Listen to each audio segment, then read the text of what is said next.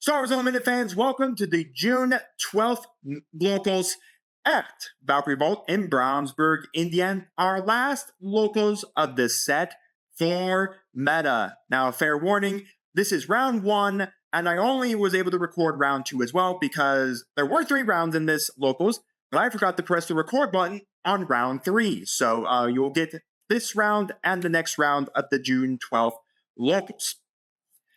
So, as I said, this is our last locals in the set for meta, because soon after that, after this locals, I went off to Japan and spent some time there. Great time in Japan. Took a lot of pictures. And then when I came back, it was time for Legends of the Force. So started expecting some Legends of the Force locals coming here very soon, once Valkyrie Vault in Brownsburg, Indiana begins to play some Premier constructed play. Right now, they're planning on doing more draft and sealed stuff for a while to get us all accumulated some cards into the collection for everyone who hasn't bought a bunch of boxes just yet, and people who are still hunting those cards like the legendaries and rares from this set. So before we jump into the game, let's discuss the 2 decks, their leaders, and then we'll jump into game number 1. I am over here playing Kazuda Red. I've already played Kaz Turkentown for a video that will ping for you all in YouTube right now if you want to check out that version of Kaz. But I wasn't really sold on playing that version of Kaz. Yeah, Turkentown is pretty nice. Actually, I don't remember if it's Turkentown or Oscillator base. Nonetheless, neither version really sold me. Oscillator base, you lose 5 cards in your deck. Sure, you get to dig a little faster for pieces you're looking for. And Turkentown was okay, but I wasn't sold of it being a good card for Kaz. Anyways, Kaz is a cunning heroic leader, and I'm just playing a generic red base here. Kaz states on his front side action, tap him, target a card on the board. It loses all of its effects for the turn. Afterwards, gain an extra action. So basically, you tap it, remove the text on one of your cards, basically turn it into a vanilla, and then basically after that, you then get an extra action. So it's very unique on his front side. On his back side, he awakens at 4. He can go to the ground as a vanilla. I've never played him as a vanilla on the ground, but he can attach to a vehicle. And then on attack, he does the exact same thing where you can choose any number of cards on your board and remove their effects. So what's really nice about this deck is that you're going to play around with stuff like Trench Run, Heroic Sacrifice, and stuff like that, where those cards have penalties like Heroic Sacrifice. After you attack with your guy, it dies. Trench Run, before on attack, your opponent mills cards from the top of their deck, and then based on the difference of the 2 cards, your guy just takes that much damage and could potentially just straight up die. So what Kaz does is that you can basically turn off all those effects. So if you have the Millennium Falcon that you'd have to pay 1 to keep it on the board, you don't pay 1 anymore, but then what you can do is that you can Trench Run it. A lot of times I like to do in this game is Trench Run Kaz while he is attached to a vehicle, and then I just do a whole bunch of damage and nearly win the game because it's Trench Run's +4. So what you do is that you target something and remove it, and then you can go Trench Run on that target, and technically, because Trench Run is on attack skill, it doesn't trigger there. Because Trench Run's on attack, it doesn't trigger thanks to Kaz turning off all effects on that card. So that's what Kaz does. He just turns off all effects on all cards, and it's really good. Another really good card to do it on is Fireball, so Fireball doesn't damage itself in the regrouping phase. Anyways, then we have, once again, the Asajj player. This Asajj player was playing Asajj Green, but now they're on Asajj Red. So again, Asajj is the exact same thing. Tap it, deal 1 damage to 1 unit and 1 damage to a unit in that same arena. I believe 6 or more 5 or 6 more resources. Attach your Awakener. You can attach her onto a vehicle. She gains grit. And then when attacking, you can deal that damage to that vehicle and damage to something in that same arena. Or you can place her as a normal unit. She just has grit. So the whole aspect of this deck is, again, you're playing all the grit characters, cards that can utilize with grit so that they can get buffed up in power. And then you can use the Asajj ability to deal with damage to it and something on in that same arena on your opponent's side of the board to try to chip damage stuff off the board and then swing in with all these big guys. Typically what Asajj wants to do is she wants attached to a vehicle, damage it all over the place, and then have this massive grit vehicle because of her own buff, of her own plus buff on it. But yeah, so that's the 2 decks. We have a grit strategy, but this time Asajj is grit strategy, but this time using the red cards, and I am over here with Kazuda Red. So without further ado, let's jump into game 1. So we're going to start out here. We're going to roll up some dice. The Asajj player is going to be able to go first here. They definitely beat me out on the dice roll. As we can see, I have lost the initiative token, so I'm definitely not going to go first. We're going to tap 2 on the Asajj player. We're going to put out the Biker. They're immediately a really good card to start off with the grid. I'm going to start off with a Fireball. Here, Asajj is going to tap it to deal 1 damage. There's no ground unit to do anything. I'm going to immediately tap Kaz. I do get an additional action. That's what I'm trying to figure out. So I am going to immediately take the initiative because I do get additional action after I trigger Kaz's effect. So it's really nice. This is actually state that my action has to be attacked. I just get an additional action for that phase, which is really nice. Kaz is definitely really good on his front side there. But he is one of those leaders that my problem is that because he's a piloting leader that doesn't protect himself while he's on his ship, he's very squishy because of the fact he just can get swapped right off the vehicle. And once he's off the vehicle, if you haven't attacked with him, that really hurts because then all these skills are active at the time. Anyways, we have open fire to knock out the Fireball. That is a prestige Fireball, by the way, as well. We're going to pay 3 for the Millennium Falcon to bring it out. Asajj is going to damage the speeder bike again. There's nothing in my ground. I'm majority space in this strategy, so I have no ground. I'm going to immediately turn off the Millennium Falcon's effect. And then with my extra action, I'm going to swing with Millennium Falcon. And then my opponent does get to decide if they wanted to claim the initiative or not, as we did pass back to their action. They are then going to be, they're going swinging with the speeder bike. We're going to deal 3 damage because, again, the grid gets a +1 there, and I will just claim after that, putting down R4. So anyways, this is where I really like Kaz, is that I can attach Kaz right to the Millennium Falcon and then immediately start turning off the effects of that. Lucky enough, my opponent did not have any way to remove Kaz from the Millennium Falcon, which is actually pretty good, because if Kaz gets removed, he comes immediately back onto the battlefield, rested, or back to his leader spot, rested, and sparked his epic action, and all of that. So it's pretty painful there. But anyways, attaching Kaz here, it's really nice to see him as a 4-drop leader. It's really good to him to come out at such a fast speed. But again, he's at that consequence of that he's at the 4. And the fact is he could just die off to Confiscate, Bamboozle, Power Failure. Now in the set 5 meta, we have Kit Fistos, Easter Sprite as well. So anyways, we're going to immediately pay out for, I'm forgetting the guy's name who runs around with shirt. This is like my only real ground unit is K2SO. Anyways, we're going to immediately deal 1 damage to him and then 1 damage to K2SO. We're going to swing in with the Millennium Falcon for Kaz. We're going to be swinging in for 6. I'm going to turn off the Millennium Falcon's effect with Kaz. The speeder bike is going to deal another 3 damage to my base. I'm going to just claim the initiative there because I don't have anything else. I believe Blaze, I think it's Sentinel, but I believe my opponent has to have the initiative to claim Sentinel here, but he does have Grit as well, so not bad there. And he is also just Jack Blue, so really good there because, again, Asajj is Blue Villainy. So anyways, we're going to reset everything. I do have, of course, the K2SO ready, but my opponent does not have the Sentinel as he does not have the initiative tokens as I am the one starting. I'm merely going to pay 5, and I'm going to put out Plo Koon. Plo Koon is going to be able to come out here. I was trying to put out the AT Hauler, but AT Hauler is also Space Unit. Really good thing. So anyways, we're going to go Plo Koon to ambush into the speeder bike, take back 3 there. So I don't have to worry about that getting a little more out of hand. I could have gone after Blaze, but again, Blaze being a 5, I could have dealt with it with Plo Koon there. I'm sorry. That is the IG-2000, the one that can deal 1 indirect damage on play. So anyways, up to 3 damage, 1 damage up to 3 different units. Does have Overwhelm as well, so 1 damage to K2SO, to the Millennium Falcon, and to Plo Koon. Plo Koon only has 2 health left on him.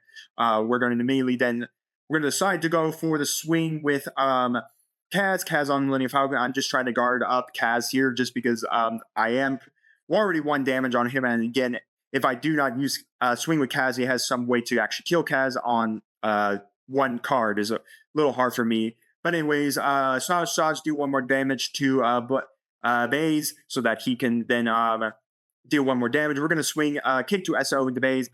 I'm going to trigger 2 more the damage off of K2SO on his death.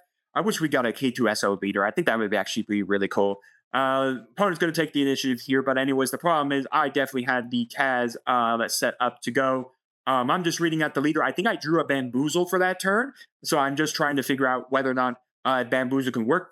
I'm also have the return a card back to his my opponent's hand. I think it has to return a non-leader card, so I was just reading that because again, all the piloting leaders do switch, attach themselves to vehicles, do become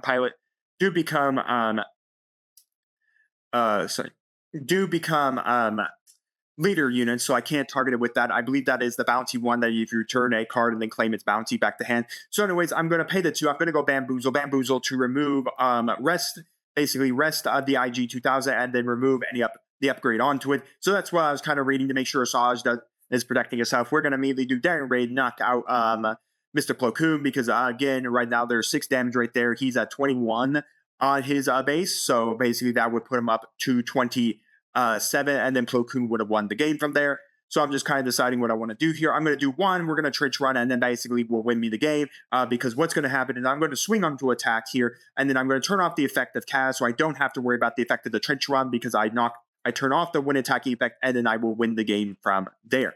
So that's really what the power of this deck strategy is right there, that trench run. Trench run gives you a +4, but typically the downside is your opponent will mill 2 cards on top of the deck, and then you take damage based on the difference of the 2 guys that were milled out. I think it's on their cost.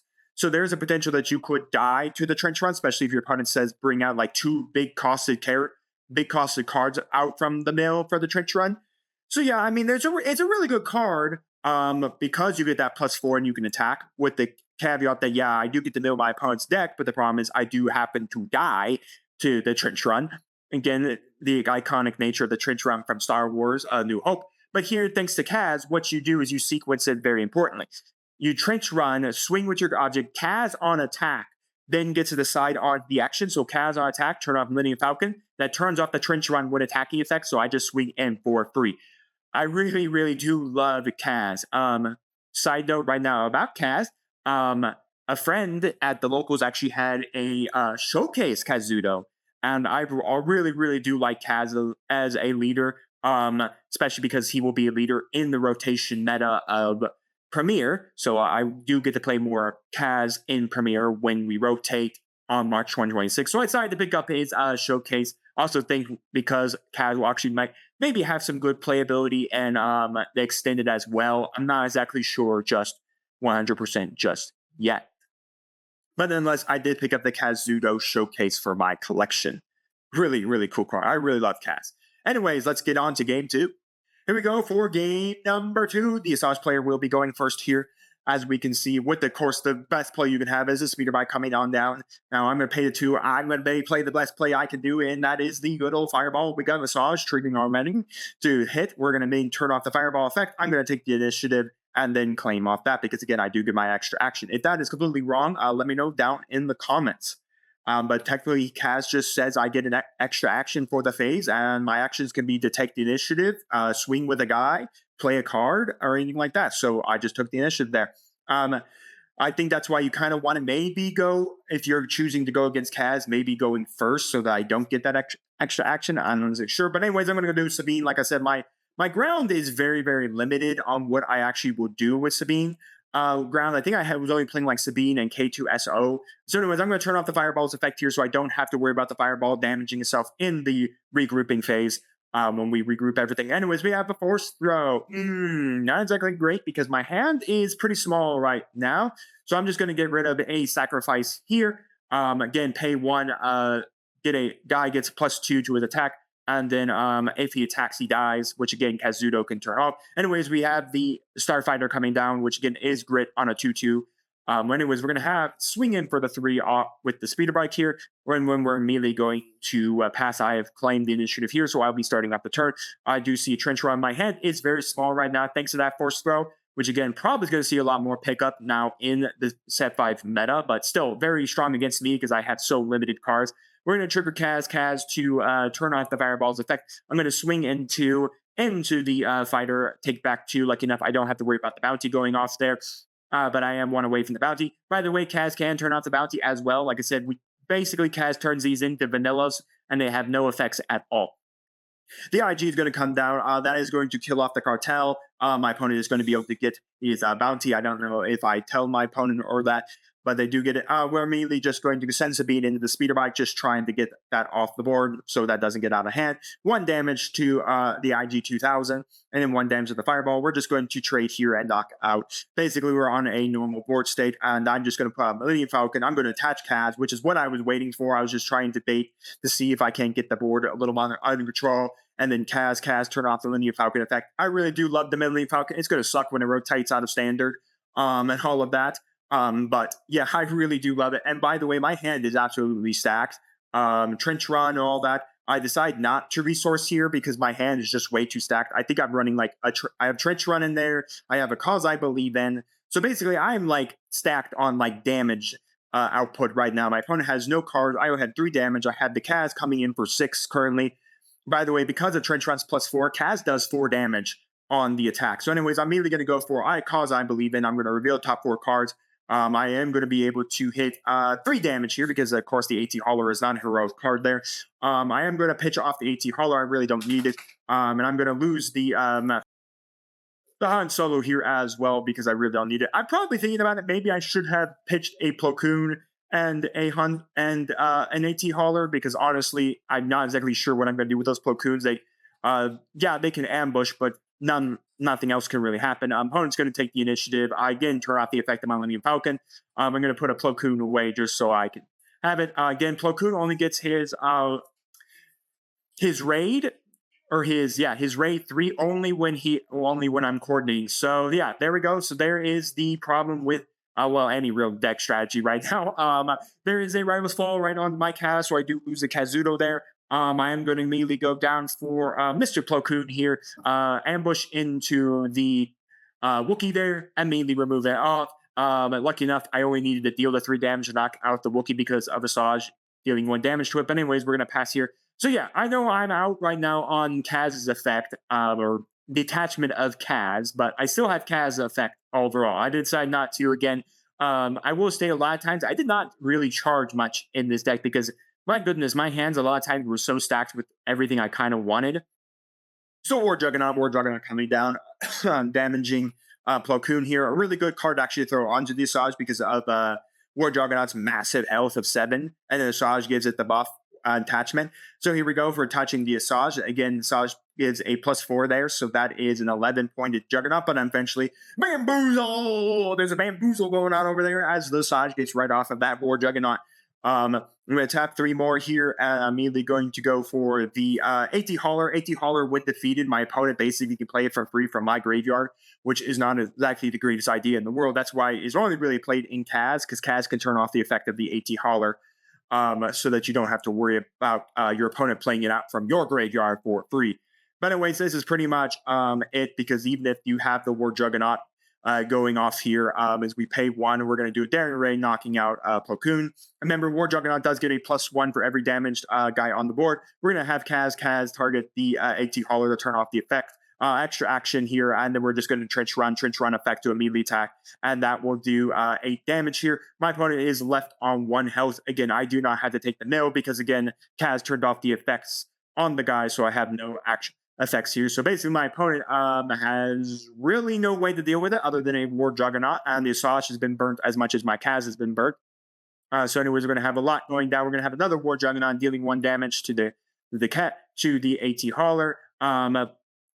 I'm just going to claim the initiative there, and basically, unless my opponent had a way to actually out the 𝐂𝐒, that is pretty much it, and Kaz will walk away with the win here, because all I need to do is I just need to swing for game. But yes, yeah, I really do love Kaz. Kaz, with Trench Run is so dumb, especially when you can attach Kaz to things because of the fact he gets that plus. He gives that massive buff while he's attached to guys is really, really nice. I mean, like I said, Kaz, Millennium Falcon, Trench Run, you're doing 10 damage on a single swing, and you don't have any of the problems with milling and dying to anything on your opponent's mill. So yeah, really, really love it. I think my only loss for the entire day was against a Darth Vader red deck, but we had to go to 3 rounds to officially end it. I just got swarmed out in round 3 where I just couldn't keep up enough guys, and I got confiscated on Kaz.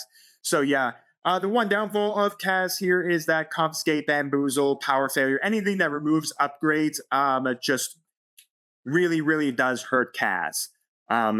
Because the fact is, once he's off the vehicle and you haven't swung, you just can't turn off effects that turn. So it's really dangerous to do anything, play anything with really bad specs like the 𝐂𝐒 or like your Millennium Falcon, all of that. So yeah, nonetheless, a lot of fun. Really enjoyed Kaz. Another version of Asajj. Great strategy. This unfortunately, due to the fact that I was just hyper aggressive in the sky, my opponent wasn't able to deal with my hyper aggression in the sky, especially once I started running down my trench runs and stuff. But yeah, both decks are pretty cool. I did like this deck. I have played the Asajj Data Vault version of it. I think I like that one a little better than just Asajj Green and Asajj Red, mainly because I think I like Data Vault's ability to give you 10 more cards and all that. But nonetheless, I think there's a lot of ways to play Asajj. We'll have to see what Asajj does in the new set because there are a couple more cards that really do benefit from Grit. And we'll have to kind of see how Kaz does with it. I'm going to have to definitely bring him to a locals because now I got the showcase Kaz, so I got to play Kaz. But yeah, you guys let me know your thoughts down in the comments on the gameplay, what on the deck strategies, what's your favorite deck? Are you a Asajj player or a Kaz player? What's your thoughts overall of these leaders going into the set 5 meta and all of that? And also let me know if we missed anything in the gameplay and all of that. And while you're commenting, do make sure to like the video, subscribe to the channel, and ring the bell so you get notified when my videos go live for you. And we'll see you next time on Mom Dragons TCG.